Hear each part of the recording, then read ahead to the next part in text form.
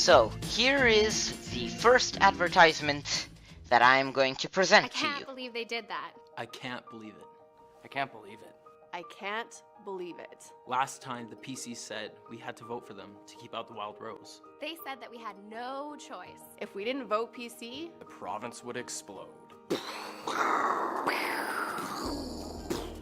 and so we did. I did. My parents did. My friends did. We all held our noses. We voted PC to keep out the Wild Rose. And then, wait for it. Wait for it. We got the Wild Rose anyway. We even got Danielle Smith. The PCs welcomed them with open arms. Like there was no difference between them. And now, the PC leader and the Wild Rose leader are closer than ever. They used to be part of the same conservative caucus in Ottawa. They voted the same way 685 times. 685 times. 685. What don't they agree on? It's like saying Hannah Montana and Miley Cyrus are different people. But they're not. And now, the PCs want to scare us into voting for them? Again? Time for a new playbook, boys. I don't want more of the same. I think there's something happening in Alberta. Something's different. People are excited about politics. People are excited about Rachel Notley and the NDP. And you know what? The PCs are crazy if they think I'm gonna vote because I'm scared. I'm going to vote for someone I actually want. And I want to vote for Rachel Notley and the NDP. And Mr. Prentice, that's exactly. That is exactly. That is exactly what I'm going to do.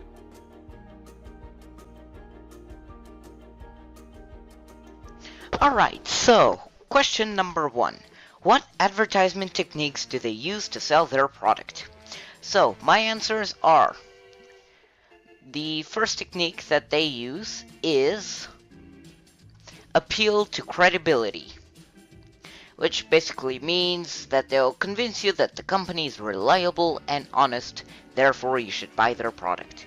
The second technique is facts and figures, statistics and objective factual information used to prove the superiority of the product. Third technique is card stacking, which is advertisers stress the positive qualities and ignore the negative. The fourth is transfer, which is words and ideas with positive meanings are used to suggest that the positive qualities should be associated with the product and the user. Plain folks, the suggestion that the product is a practical product of good value for ordinary people. Then we have glittering generalities, which means basically it's using appealing words and images to sell the product. The commercial suggests indirectly that you will be using a wonderful product. And the final strategy is appeal to logic, which means an advertisement that appeals to logic will give you evidence and statistics to fully understand what this product does. So this is basically a subsection of question 1. The question being, how did they apply the aforementioned strategies?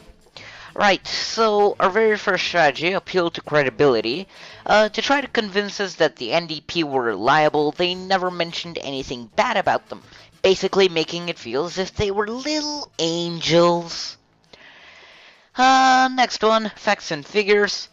In this advertisement, they said that Danielle Smith and Jim Prentice used to be part of the same conservative caucus in Ottawa and voted the same way over 650 times. I believe the advertisement said 685 or so, and that is a fact.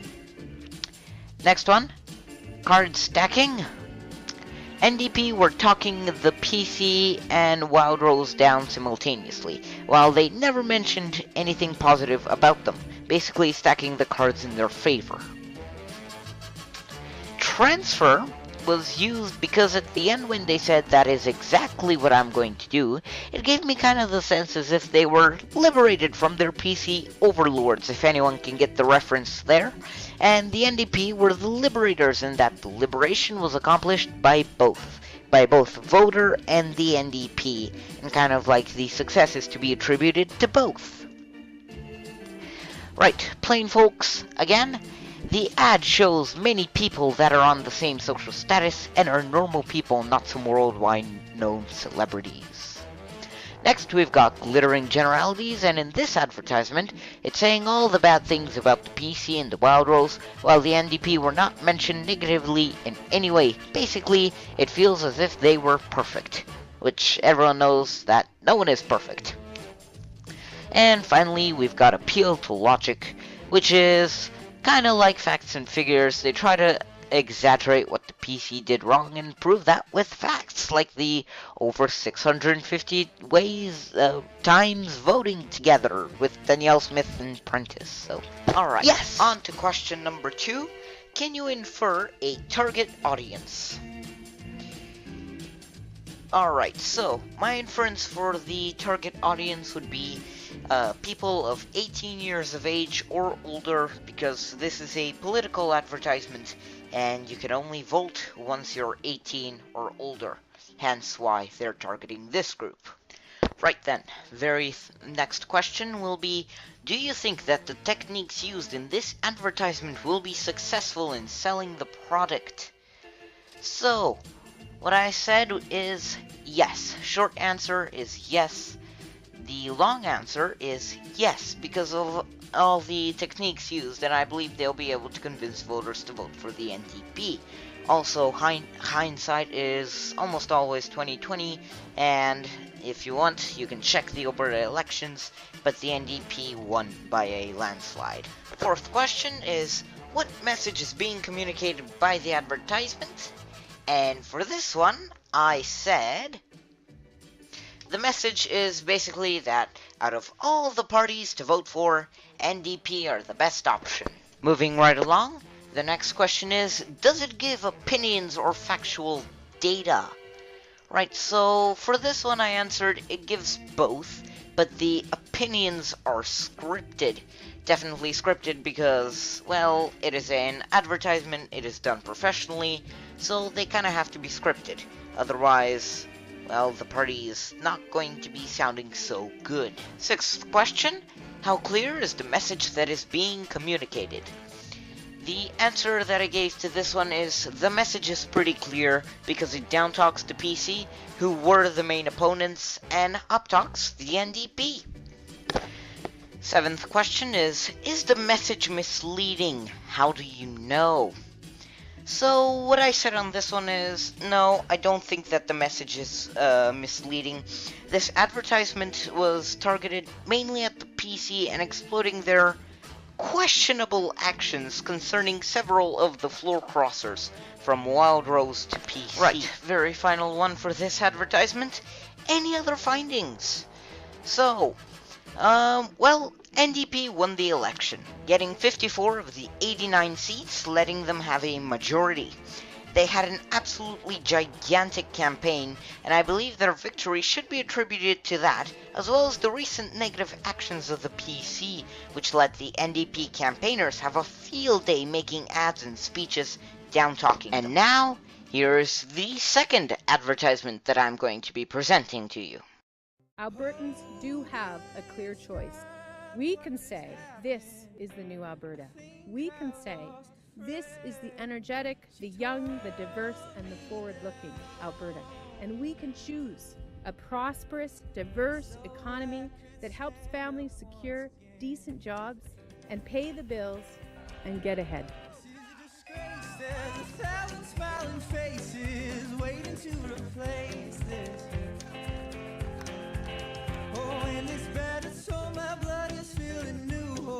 Opening my eyes. Oh, well, try me. We are seeing such a change in our community. We are ready for change. That you love me.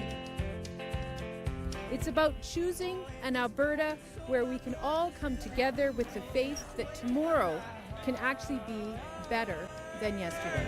Waking up my heart.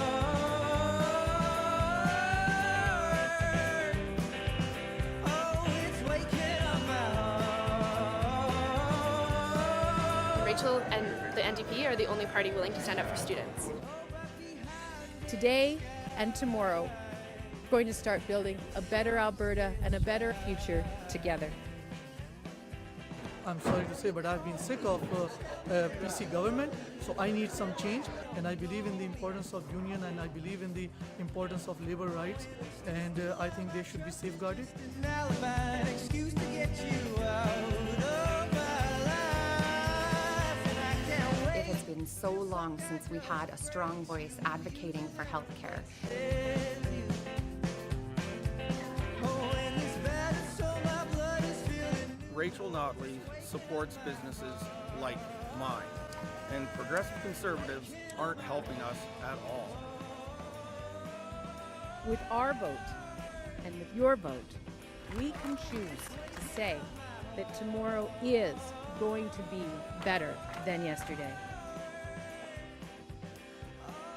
Probably the most honest people in Alberta. You want honest politicians, and they are very honest people. My friends, I'm Rachel Notley, and I am running to be the Premier of Alberta. Alright then, so question number 1. What advertisement techniques do they use to sell their product? So, the very first technique that they use is called avant-garde, which is the suggestion that the use of this product puts the user ahead of the times. The next tactic that they use is again facts and figures, which I mentioned in the last advertisement. Again, statistics and objective factual information used to prove the superiority of the product. Card stacking, again mentioned in the last advertisement, means to stack the favor to the side of the product. They stress the positive qualities, ignore the negative. Transfer, I believe I also mentioned this in the last advertisement. A lot of these are carryovers. So transfer, again, meaning words and ideas with positive meanings, used to suggest positive qualities to be associated with the product and the user. Plain folks, again, same thing like the last time, suggestion that the product is a practical product of good value for ordinary people. A new one, nope, not new, glittering generalities. Again, still, uses appealing words and images to sell the product. The commercial suggests indirectly that you'll be using a wonderful product. Appealing to emotion, this is a new one. It means an advertisement that appeals to emotions will try to invoke an emotional response within the consumer like happiness or anger or sadness. Another new one, simple solutions. This is basically avoiding complexities and attacking many problems with one solution. Another one is patriotism. The suggestion that purchasing this product shows the love for your country or province, in our case. And final one is the bandwagon, which is a type of propaganda which exploits the desire of most people to join the crowd or winning side. Alrighty then, so this is basically a subsection of question number 1, and it's how they applied these strategies. So, the first strategy that I mentioned last time was avant-garde, and in this advertisement they applied it because when Notley said and get ahead, basically it's suggesting that by voting the NDP you'll be getting ahead of the times. The next advertisement technique, facts and figures, there's a place here where it said that the NDP were the only party that allowed students to join and run for MLA positions and positions in government. That is a fact. Card stacking. Of course, this being a political advertisement, card stacking is to be expected. NDP party must have made mistakes along the way. However, none of them are mentioned here. Wonder why? Well, it's because it's supposed to glorify the NDP. And in this advertisement, it just has her making promises and showing how the NDP are superior and are the best choice. Transfer was used by tomorrow can be better than yesterday, and it's implied in the method that if you vote PC, then yesterday will be better than tomorrow. But with NDP, it'll be vice versa. Plain folks, again, the ad shows many people that are on the same social status and are normal people, not some worldwide known celebrities. Next, we've got glittering generalities, and this is used basically throughout the ad. Notley promoted her party and saying that they are the future and that they can make tomorrow better than yesterday, implying they're a wonderful choice to vote for. Appeal to emotion. They use this technique with all the acts of kindness you see in the ad, and as well with the music, it just kind of makes you smile and want to sing and dance along. Simple solutions was used. She stated that many issues were there and implied that by voting for the NDP, you'll be solving all of Alberta's problems. Patriotism was used because the advertisement showed only Alberta in it, with many mentions of her province and how she'll do everything for it, and we will support our province by voting for her. And finally, the bandwagon, which this one should be obvious, but if it wasn't, well, this advertisement showed many people supporting Notley, and like the description said earlier, we want to be with the crowd or the winning side, and the crowd supports Notley, so add 2 and 2. Right, so adding on, both commercials use the tactic, which is probably my favorite. Now, this advertisement technique is called weasel words. Now, what weasel words are, it's basically that they're making promises without any real guarantee, and it's used by both commercials. Now, both commercials used it because when they're saying that the PC or the Wild Rose or whatever the other party has done this, and this, and they're kind of making a promise that the NDP won't be doing the same mistakes and the NDP would actually be the better party. But there is just one little problem. There is no guarantee that NDP are the better party and that they are not going to be making the same mistakes. Yeah, that's a problem they didn't think of. Second question is again, can you infer a target audience? Again, same answer as last time. The target audience is 18 years old or older because only they can vote, and this is targeted at voters. Third question is, do you think that the techniques used in this advertisement will be successful in selling the product?